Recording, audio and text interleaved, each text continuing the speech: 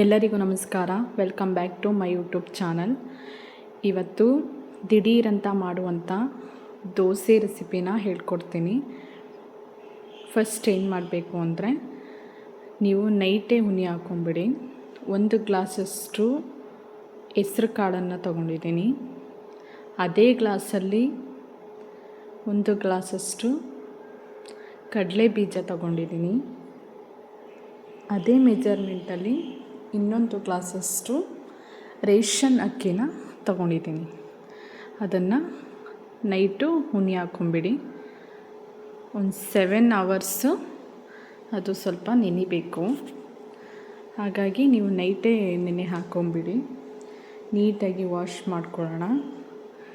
ನೋಡಿ, ಈ ರೀತಿ ನೀಟಾಗಿ ತೊಳ್ಕೊಂಡು 2-3 ಸಲ ವಾಶ್ ಮಾಡಿಕೊಂಡು ಇದನ್ನು ನೈಟ್ ಪೂರ್ತಿ ಹುನಿ ಹಾಕ್ಕೊಳ್ಳಿ. ನೋಡಿ, 7 ಅವರು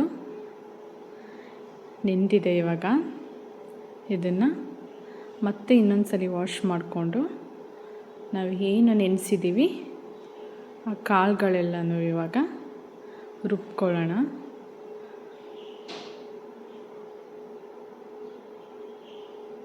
ಒಂದು ಜಾರಿಗೆ ಹಾಕ್ಕೊಂಡು ಇವಾಗ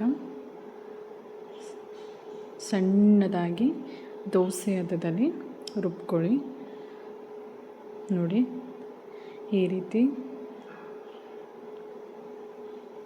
ಯಾವ ರೀತಿ ರುಬ್ಕೊಂಡಿದ್ದೀವಿ ಅಂತ ಈ ರೀತಿ ಸಣ್ಣದಾಗಿ ರುಬ್ಕೋಬೇಕು. ನೀವು ದೋಸೆ ಅದಕ್ಕೆ ರುಬ್ಕೊಂಡ್ರೆ ಸಾಕು. ಇವಾಗ ಒಂದು ಬೌಲಿಗೆ ಹಾಕ್ಕೊಳ್ಳೋಣ.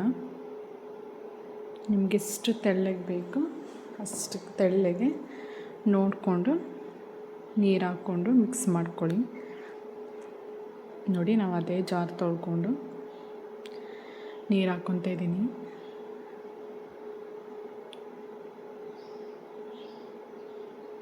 ತುಂಬ ಚೆನ್ನಾಗಿರುತ್ತೆ.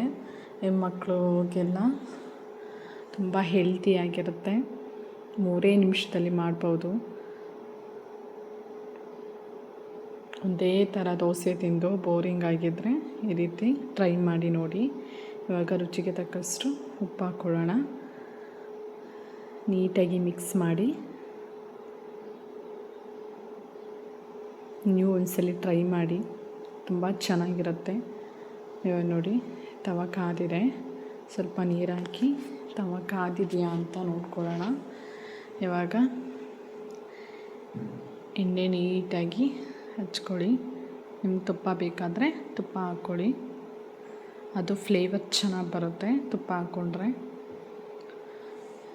ಇವಾಗ ನಿಮ್ಗೆ ಎಷ್ಟು ಅದು ತೆಳ್ಳಗೆ ಬೇಕು ಅಷ್ಟಕ್ಕೆ ನಾವೇನು ರುಬ್ಬಿಟ್ಕೊಂಡಿದ್ದೀವಿ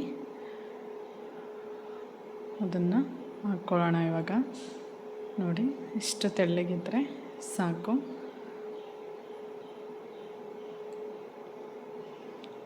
ಇವಾಗ ಅದ್ರ ಮೇಲೆ ತುಪ್ಪ ಹಾಕ್ಕೊಳ್ಳಿ.